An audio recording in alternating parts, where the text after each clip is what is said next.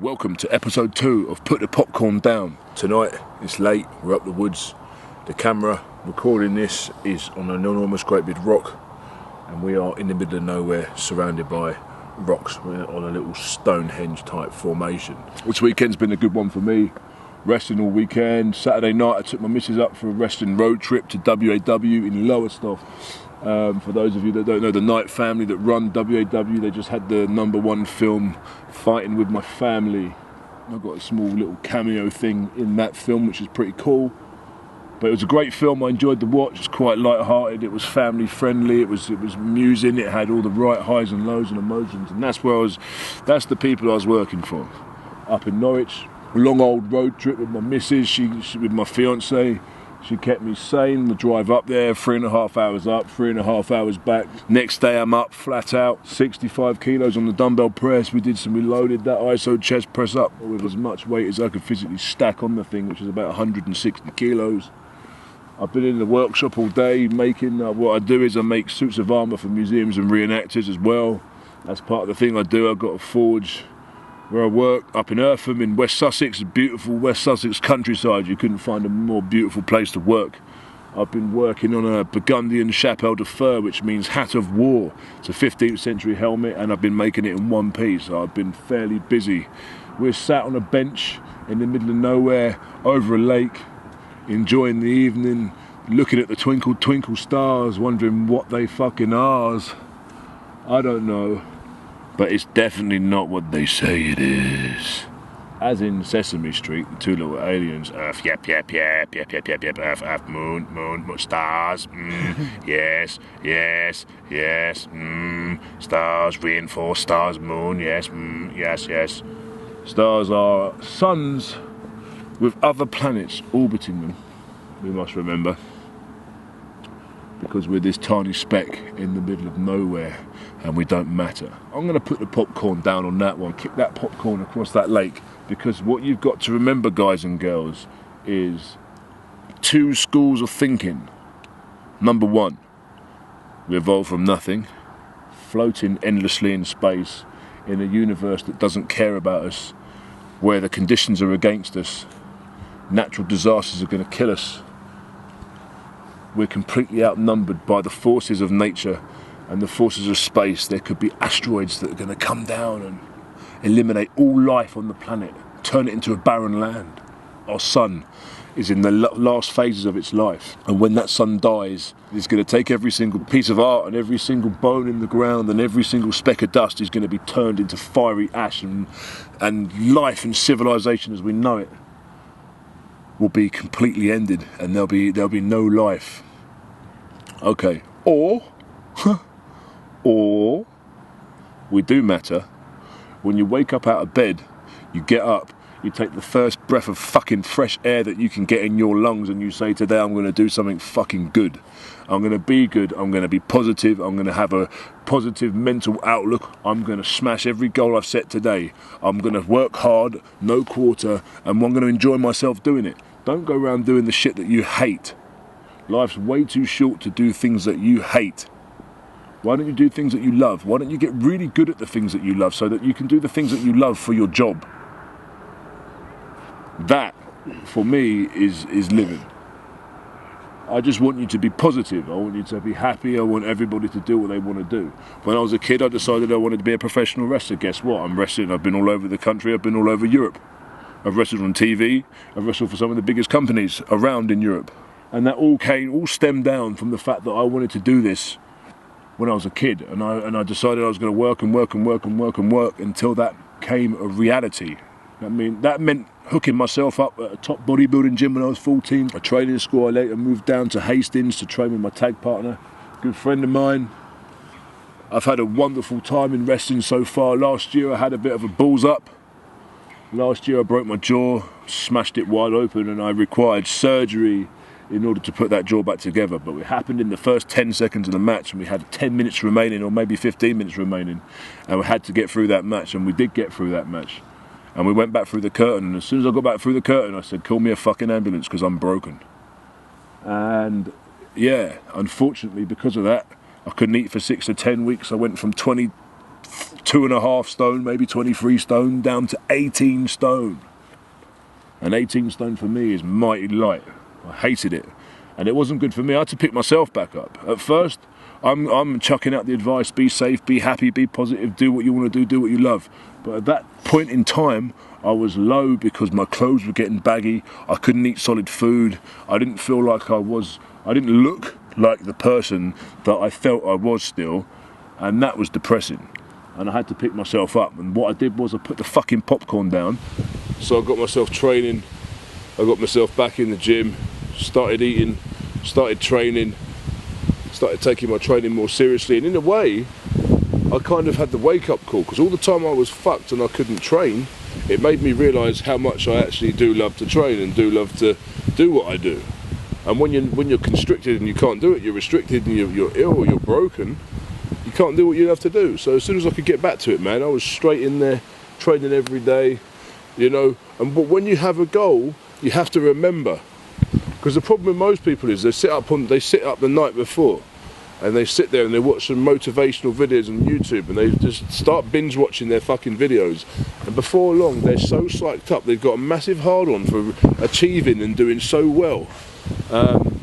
They're fired up. They know exactly what they're going to do. They're going to set their alarm for 6 o'clock in the morning. They're going to go downstairs. They're going to have their raw eggs. They're going to drink their milk, eat their vitamins, say their prayers, and then they're going to go to the gym and they're going to work out harder than they've ever worked out before, because guess what? They're motivated. They don't give a fuck. So they go to bed nice and early. They drink their milk, say their prayers, take their vitamins, and off they sleep.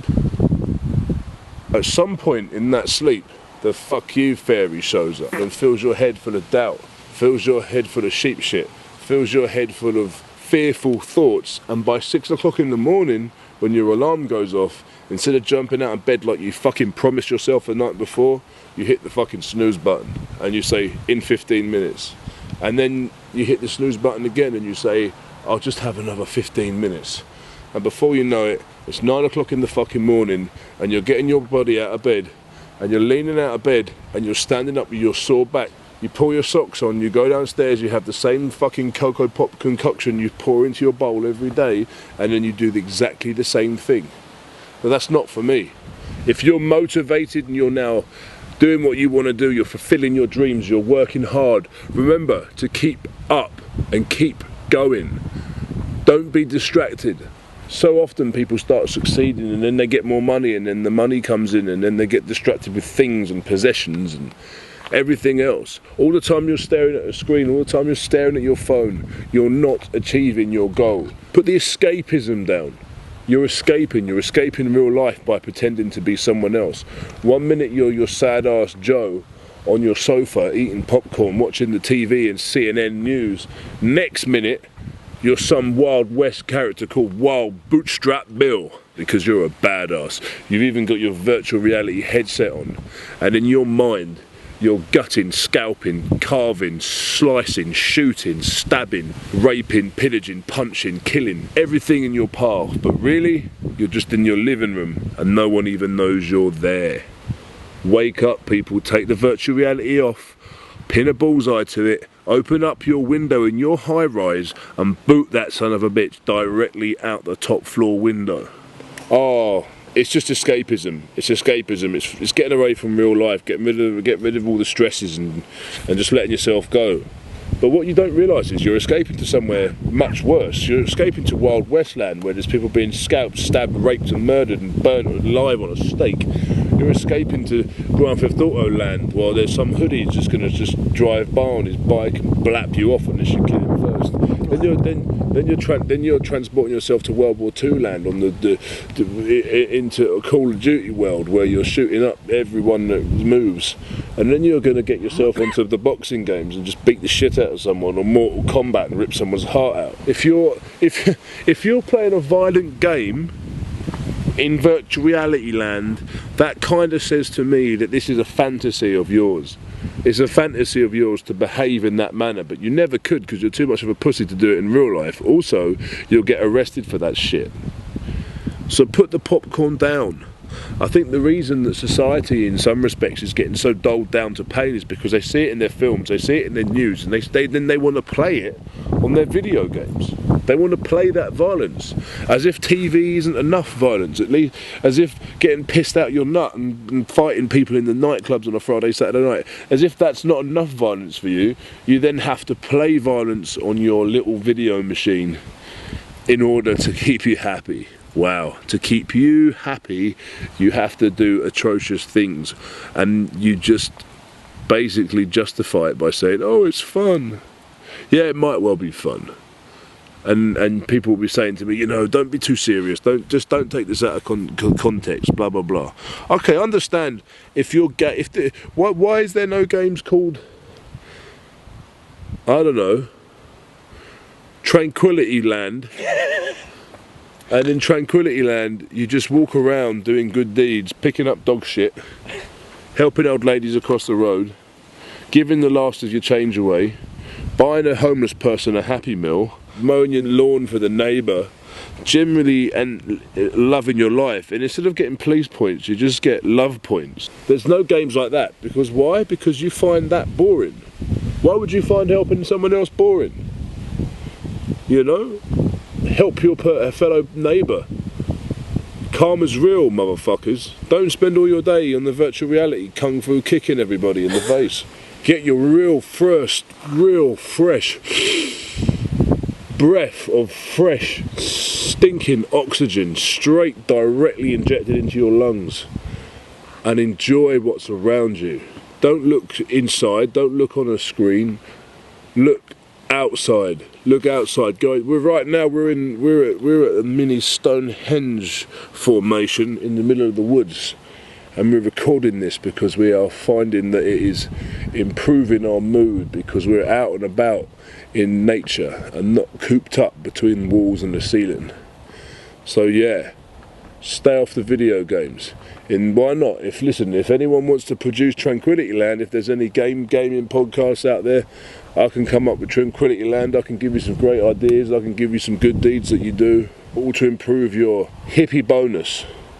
4 hippie stars, you get a 5th hippie star, then you start getting paid in good deeds, and before you know it, you're some enlightened druid walking around enjoying his life on Tranquility Land, all happy in the knowledge that you've helped your fellow man. That's all I've got to say about that. It's like I used to wrestle in a venue in London, in Sloane Square, and they'd come out and they'd auction off a bottle of like Dom Perignon. One night I was there, it went up to 27,000. Thing is, they just announced who's bought it. So it's like a big dick measuring contest for rich fuckers. Come on, bro. Because you can't live your life trying to impress people by the things that you own based upon the value that you've bought them for. Well, what a value that's been invented. Yes, an invented value. Because it's like, I'll make a helmet. A helmet is like £2 worth of mild steel, or a medieval £15 worth of carbon steel, right? Yeah, medieval, right, a 15th century helmet when I'm replicating them. You know, that's like pennies worth of steel in the long run. But the product I end up with is worth thousands, but due to my labour. Due to the labour, yeah. Right. The effort These people are buying things where the labour is zero, but it's just they just want things, and the more ludicrously priced, the better. It doesn't need to be so complicated. But you know, people go, you know, you can't say, oh, you know, money doesn't matter, because obviously you need money to live, you need money for your kids, you need to go on holiday, blah blah blah. You know, you need to, all these different things you have to do. You know, you keep your family happy. It's perspective, though, isn't it? Right, like everyone wants a £10,000 watch. Are you a deep sea diver? A deep sea diver. Do you know what I mean? Do you need a deep sea diving watch? You're going to go down to the Titanic. Are you going to? Yeah, are you going to be deep diving down to the Titanic in the submarine with James Cameron? Yeah. Wow. Put the popcorn down. You know. Think about this. If you are the sort of person that likes to spend and go for a little shoppy, I'm just going for a little bit of retail therapy. Yeah. Retail fucking therapy. What, you need to buy things for therapy? That's fucking bad. Yeah. Buying things for therapy? Come on. You know, you don't...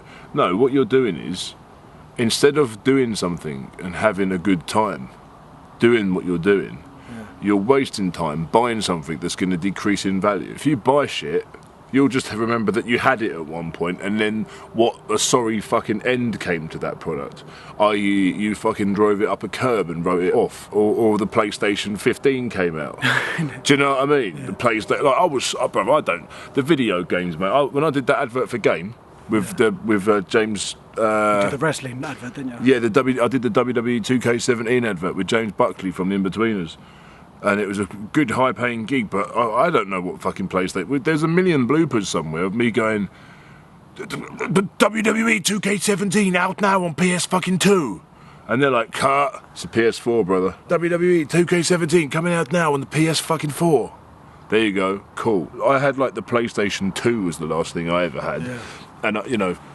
I don't understand why the graphics have to keep getting better. Why does it have to be so realistic? I watched a video of a boxing game, and I'm telling you now, the reactions of everything, it was like watching a film. It's like if you squint your eyes, like that wrestling. Not even squint your eyes, mate. Not even that. It was just the next. There was shine on like someone's shoulder that just continuously moved with the light, and it was unbelievable. And it's cool, it's clever, but why do you fucking need that? What was wrong with fucking Crash Bandicoot? What the fuck happened to Crash Bandicoot? Do you know what I mean? Games like that, mate. Why can't they just stay like that? Why do they have to get mad involved so you can rip someone's fucking heart out? And again, I'm old enough to remember the first Mortal Kombat and people kicking off about it. Yeah. And everyone's kicking off, and at the time you go, what's the big deal? Mortal Kombat, that's the one, isn't it? That's the violent one. To make all the mortals combat each other, right? Yeah. So you watch the stink they kicked up about Mortal Kombat 1 and all those games, and the problem is, it's not really about that, it's about where does it go. Yes. And we're living in the snowball effect of the ignorance back then. Bang. That's what I'm talking about now. Exactly. Now it's so fucking real, people don't know the difference. No. Well, I know someone who played a horror game in virtual reality and was sweating so hard he had to take it off.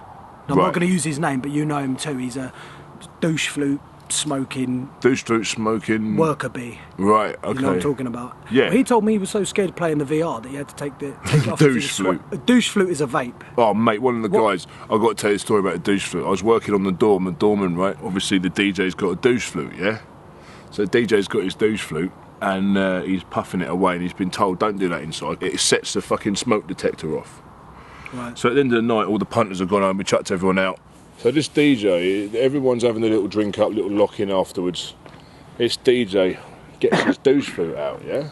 So the manager gets the fucking douche flute, he goes, oh, can I have a go? And the guy goes, yeah, go for it.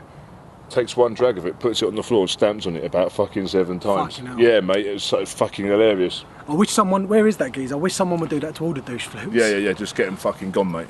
And people trying to explain to me that there's no tobacco in it, blah, blah. I said, what is it then? Right. And he goes, oh, it's just strawberry scent. Shit. What kind of grown man sits there at work topping himself up Bruv, with I spoke to one scent? geezer, one of the little bar staff while I was working somewhere.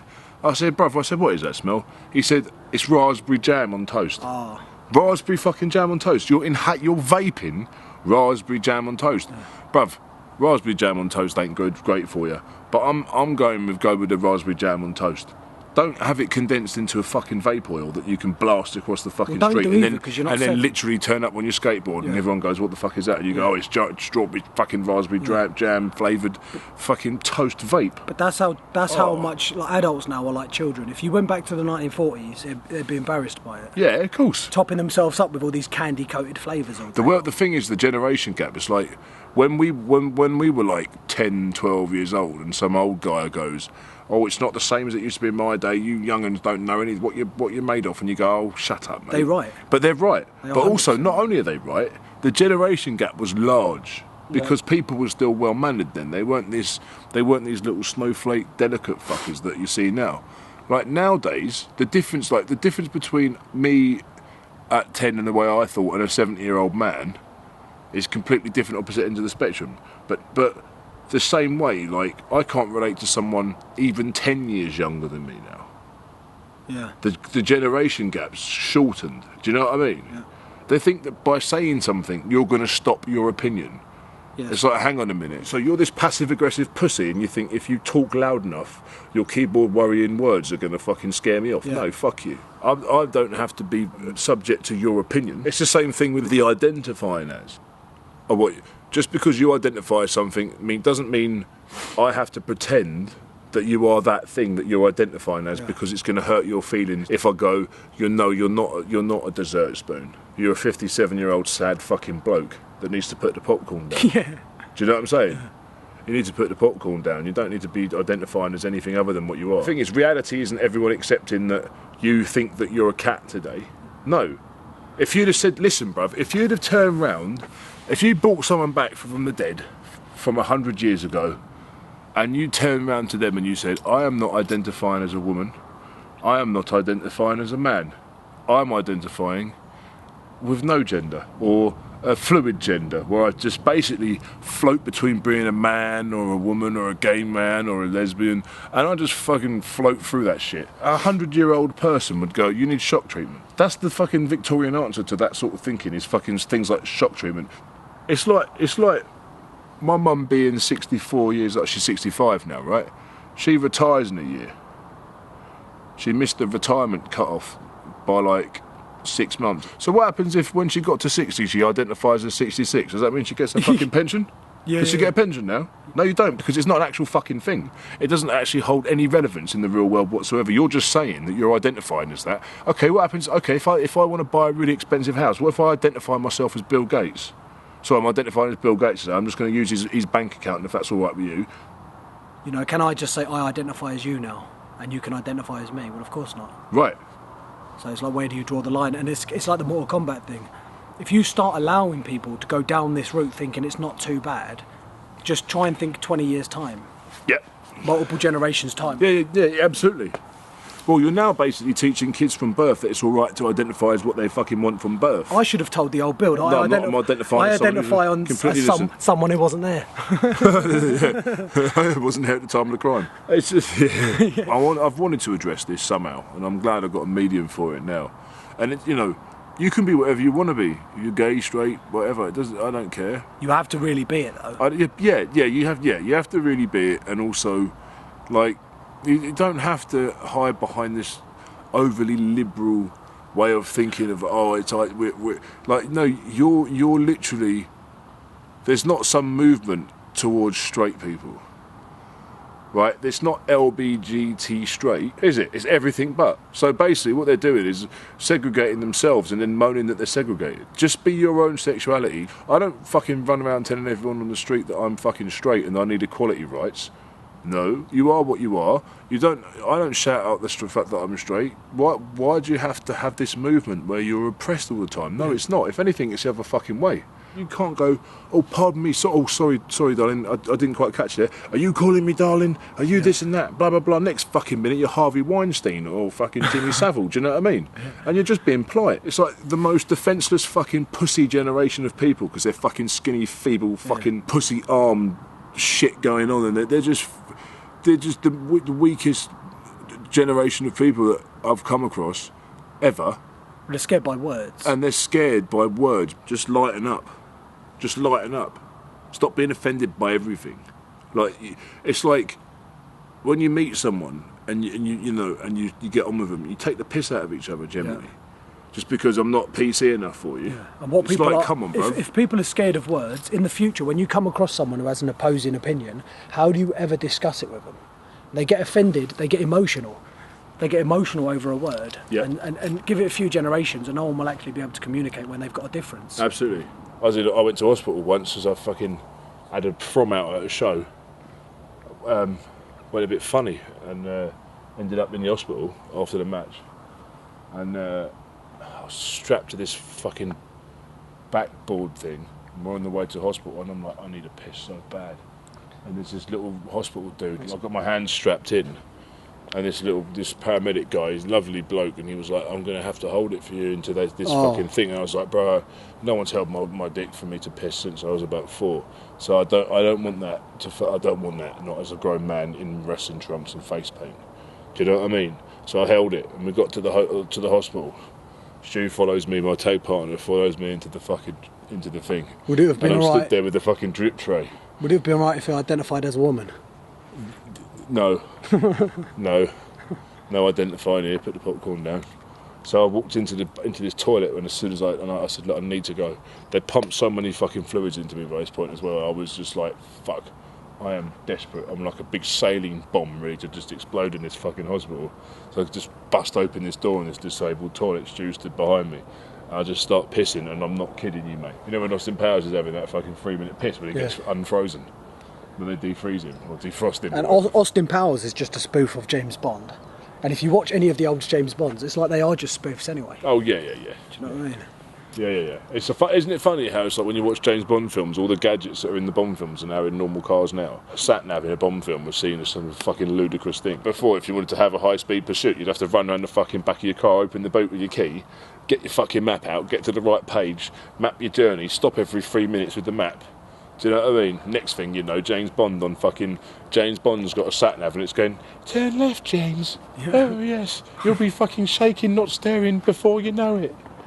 You've reached your destination. So you're saying that a lot of the old programmes in sci-fi, they bring out a technology and now we actually have it. Yeah, absolutely. There's definitely something to that.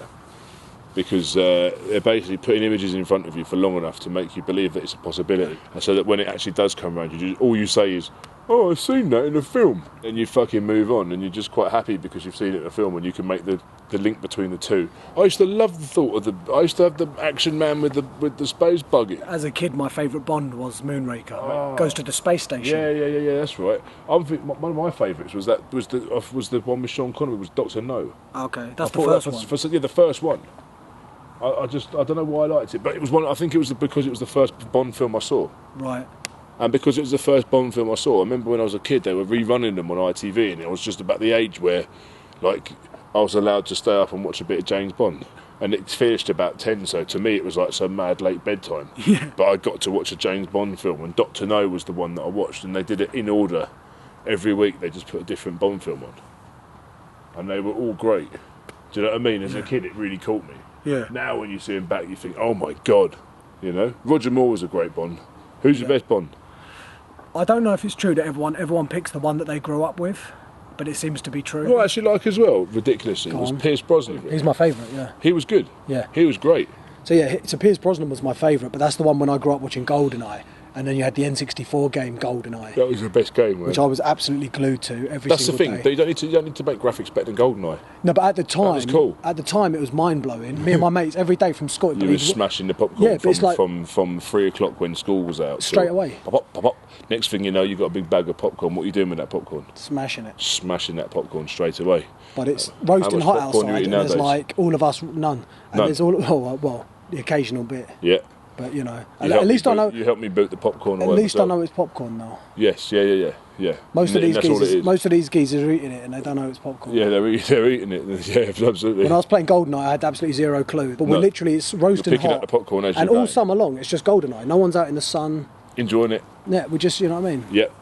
GoldenEye all summer. Your mum's like, do you want to play outside? No.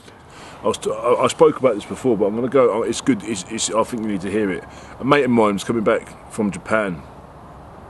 Professional wrestler. I won't mention any names, but I was speaking to him, and he'd just come from wrestling in Japan, and he decided he was going to stay in this pod hotel. Have you heard about these hotels? Yeah. Right, it's literally like a fucking tic-tac sized room that you get in. It's like a little personalised prison cell for you, and you pull this little shutter down, and all you get to hear is everyone shuffling around backwards and forwards through the hotel. It's like one communal bathroom. You get a little TV screen. And guess what he said he had in there? He had virtual reality in his fucking pod hotel. So let me get this right. You're going to go all the way to fucking Japan. Then first thing you're going to do when you get to Japan is you're going to check yourself into a fucking pod hotel, and then you're going to get virtual reality. Yeah.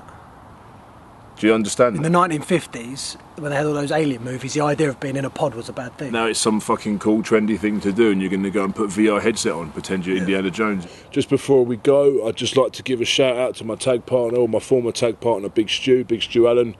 He's the Dominator, and his podcast is Stiff Right Hand. Make sure you guys check Stiff Right Hand out. He's got hundreds of episodes, and that's what we're looking to do today. Like I say, we're looking to expand. We're looking to. If you guys have got some information for me, I'd like to get you on the show. Message me up. Maybe we can sort something out.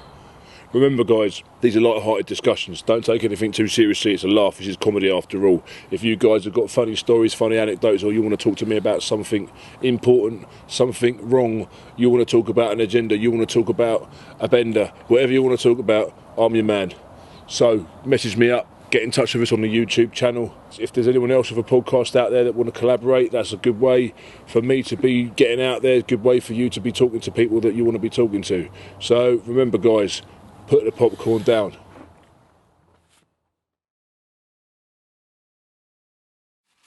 So this geezer rubs the lamp. Genie pops out, says, I'll grant you a wish, whatever you want, where do you want to go, what do you want to do? And he goes, do you know what? He goes, I would love fame and fortune, I love a, I wouldn't mind a private jet. He said, but I'll tell you what, I've always fancied a tree in the back garden, yeah, that produces fucking big fat juicy fucking bits of fruit that taste like pussy. Yeah, who wouldn't? Right? And the genie goes, your wish is my command. Boom.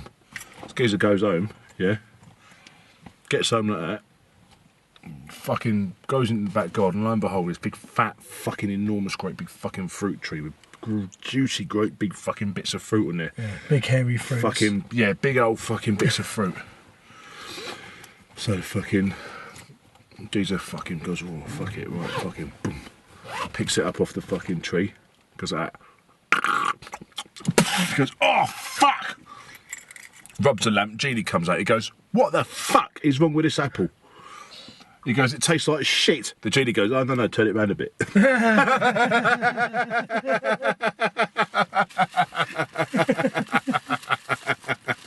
Should have been a peach. Turn it round a bit. It tastes like fucking shit. It's good, isn't it? Yeah, it's good. I like that. Yeah. You know what, it's funny, I feel like I heard that like a billion years ago. I probably told you a billion years Maybe, ago. yeah. I can't fucking help myself with that fucking joke, mate.